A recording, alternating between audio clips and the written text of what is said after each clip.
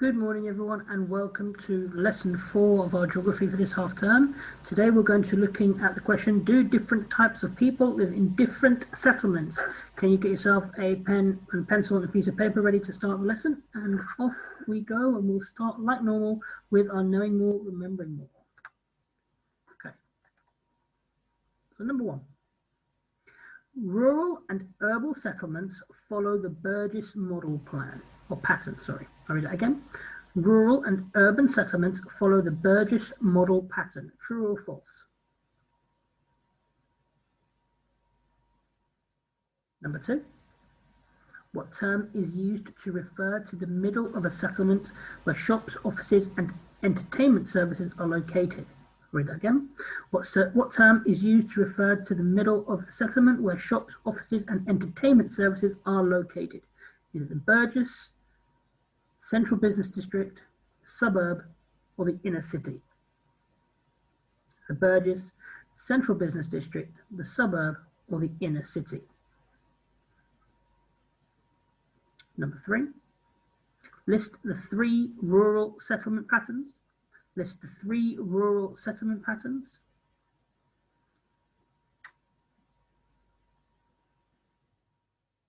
And finally, number 4. What is a suburb? What is a suburb? Now I'll give you a couple of moments just to finish off.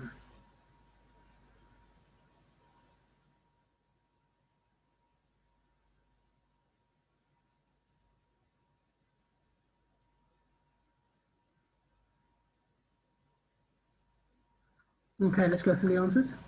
So number 1, rural and urban settlements follow the Burgess model pattern. It's false. Only urban settlements follow this pattern. It's not inclusive of rural areas.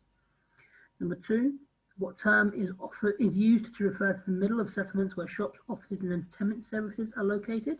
It's a central business district, or CBD. Number 3, list the 3 rural settlement patterns. They are nucleated, linear, and dispersed. And finally, what is a suburb? Well, a suburb is a residential area where people live on the outside of the city. Okay. So our lesson objectives today is to know what push and pull factors are. Number 2, to identify push and pull factors for different demographics. And third part is to explain why certain types of people prefer to live in certain areas or different areas. Okay, so some vocabulary we've come across. Obviously, we've used in the last few lessons the vocabulary hamlet, village, town, city, urban, and rural. Today, we're going to come across push and pull factors, working age population, youthful population, and dependent population. Okay, so quick start. What do we already know? We've got 4 sentence meanings. I'll read them out. Relating to cities and towns, relating to the countryside, take or carry people or goods from one place to another, and the movement of people.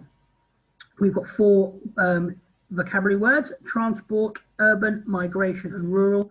Can you match them to the definition meanings? I'm going to pause. You can pause the video now and give yourself a moment to do the activity, and then unpause when you're ready to continue. Off you go.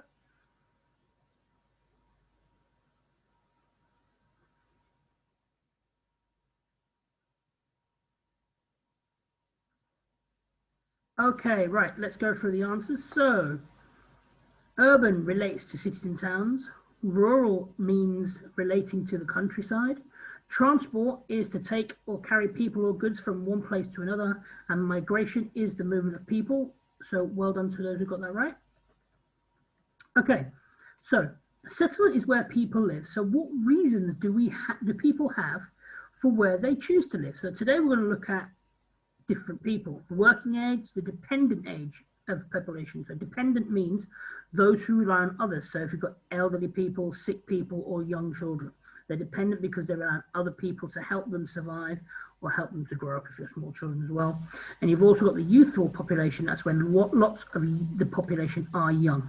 Now, when we say young, we're not necessarily just talking about children. We're talking about those who are teenagers or those in the 20s who are ready to go into work. Right. So both partners, think to yourself, imagine you are a 20-something city worker, okay? Think to yourself or talk to your partner, where would you want to live and why? Would you want to live in the the central business district? Would you like to live in the inner city, the outer city, the suburbs? No, don't only just choose a location, but say why, and try, if you can, to use some of the vocabulary here in the word bank to help you give reasons for your answers. If you're watching a video at home, you might want to write your answer down on paper. I'm going to pause the video now and then continue when you are ready. Okay, pause.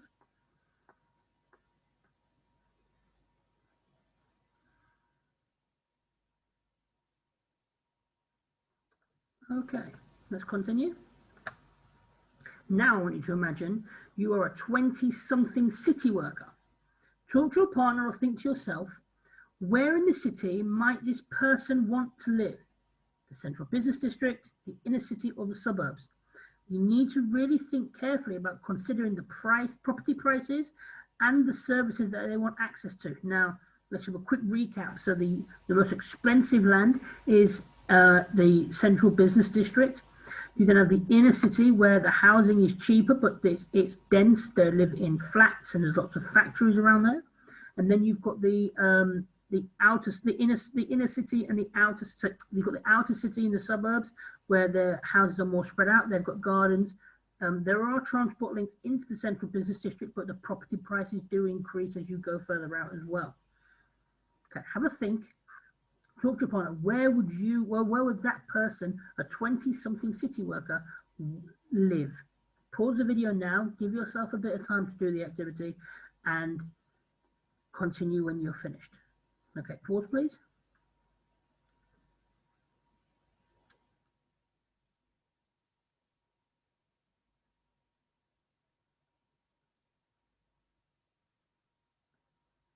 Okay, let's move on to the next part. So, where do people want to live? So below are different types of people, and using all the different settlements, say where they might prefer to live and why.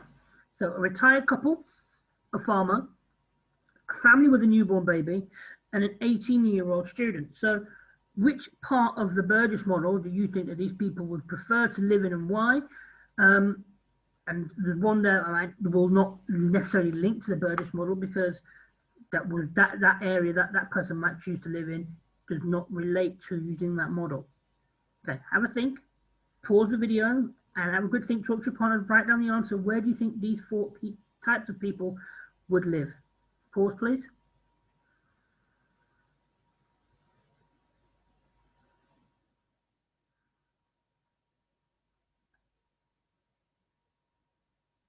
Okay, let's have a look. So where do these people live? So a retired couple may prefer to live in a rural area, a hamlet or a village, because it's quieter, or they might live in the suburbs.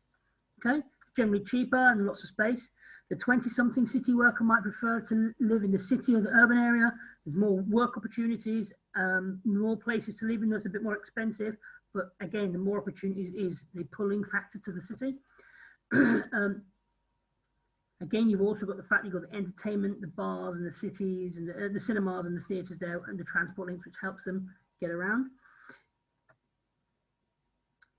And pull factors then. A pull factor is a reason why someone would want to live in a particular place. So again, talk to your partner, think to yourselves, what are the pull factors for our area here in Thamesmead and Erith? What are the pull factors? Why would people want to come and live here? Have a good think. Pause the video, write your answers down, have a think, and then we'll go through a couple of things. Pause the video, please.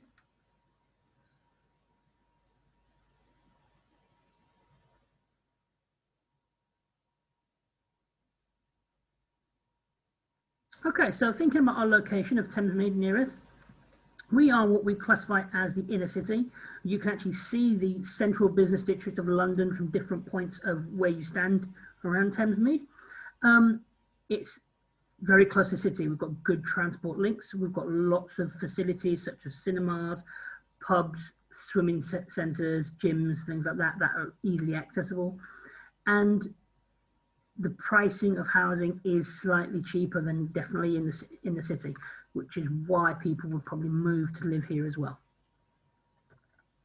Okay, so your first task, I would like you to organize the pull factors of urban and rural settlements. Okay, so I've given you a list of statements.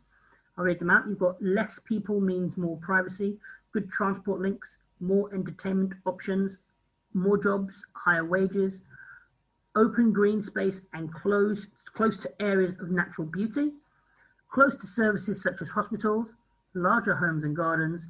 Less people means a more quiet lifestyle. I'd like you to pause the video.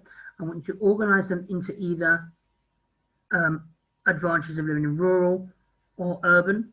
And once you pause the video, do the activity, and then we can go through the answers. Okay, so pause the video, please.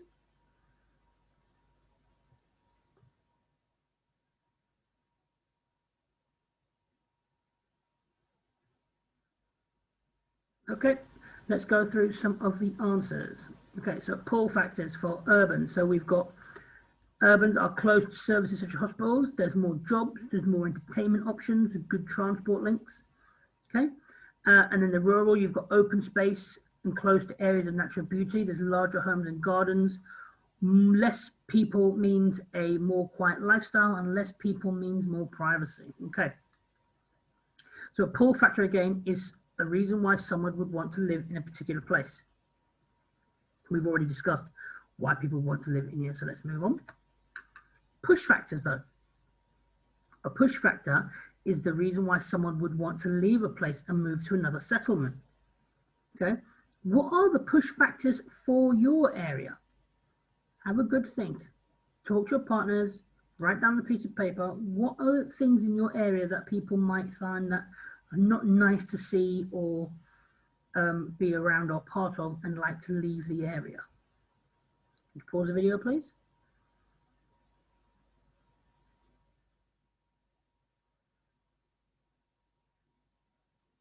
Okay, so let's go through some of the answers. There might be some housing and areas of housing that people would generally live in but have been left to become dilapidated, broken down. A lot of shops that are closed down. There's a lot of spray paint and tattoos on the walls. You've got damaged property that's not been looked after by the council. However, saying that, Thamesmead, the council seems to be putting a lot of effort into improving the area. If you look around, you see there's a lot of construction and development going around. And again, you've had the development of the Sainsbury's and the Abbeywood station in the local area. So it is a more up and coming area. And I think the councils are trying to increase the pull factors to bring more people back into Thamesmead, which is really nice. Okay, your second task then. So what are the disadvantages of push factors of urban and rural areas? So again, with your partner or on your own, if you're at home, organize the advantages of living in urban and rural area statements. So let me read the statements out. We've got lower wages and less jobs. High property prices mean it's expensive to live there. Poor transport links. Amenities and services are distanced away from each other. Less specialized services like hospitals. Less green open space like parks and areas of natural beauty. Pollution, noise, air, water, etc. And last but not least, less residential space, so homes could be smaller. I'd like you to write urban and rural, and I want you to sort those out into the correct headings for the advantages and the disadvantages for each section, please. Do you want to pause the video now and do the activity? Thank you.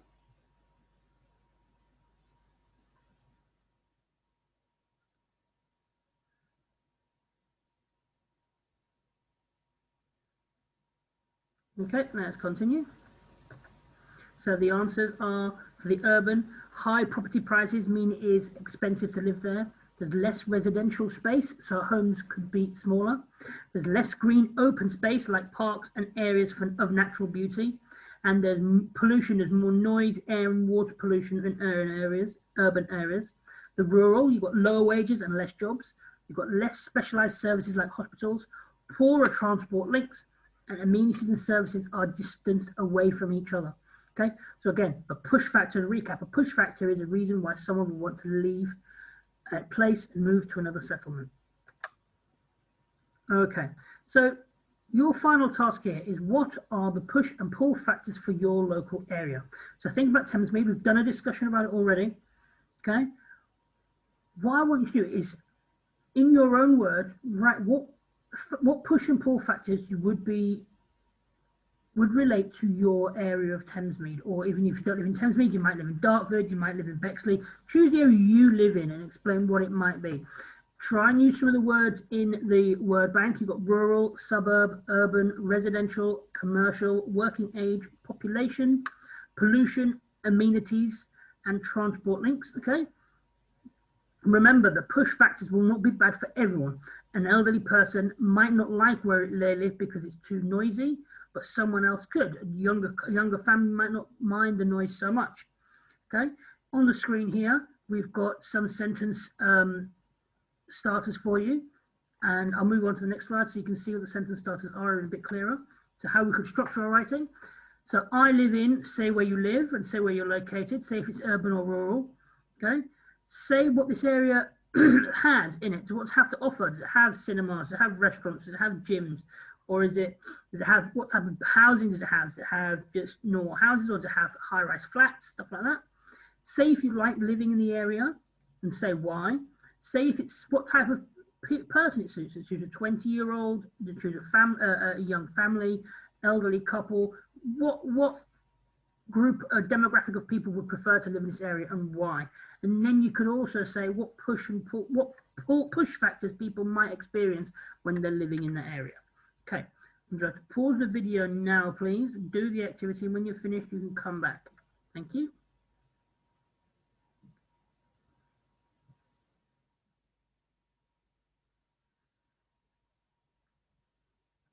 Okay, let's do a review of the lesson, okay? Let's do the testing on knowledge. So let's go for number one. A retired couple would probably prefer to want to live in a city. True or false? Let's do the next one, number two. The working age people usually want access to many commercial and entertainment services. True or false? A pull factor is a reason someone will want to move to a place. True or false? Number four, high property prices is a push factor for a city. True or false? Okay, let's go for the answers. So number one, a retired couple would probably prefer to want to live in a city. Is false because it's too noisy. They'd probably retire to the suburbs. Number two, the working age people usually want access to many commercial and entertainment services. Is true. What they want when they're in their downtime, want to make sure they can do things that they can enjoy. Number three, a pull factor is a reason someone will want to move to a place. Is also true. If something is enticing and they like something about an area, that's going to want to draw them in there. And number four, high property prices is a push factor for a city. It is also true, because if it's too expensive, it's outside your budget, you can't live there, it's going to push you away from living in the city. Okay, so our next lesson we're moving on to is to look at and understand why people live in different places. Explain in a bit further and more detail about push and pull factors, and explore how push and pull factors cause settlements to change. Okay, that is the end of our lesson. Can you make sure that you go on to Purple Mash and complete the quiz to show that you've gone through the video and seen the content? Thank you for listening, and I'll see you for our next lesson.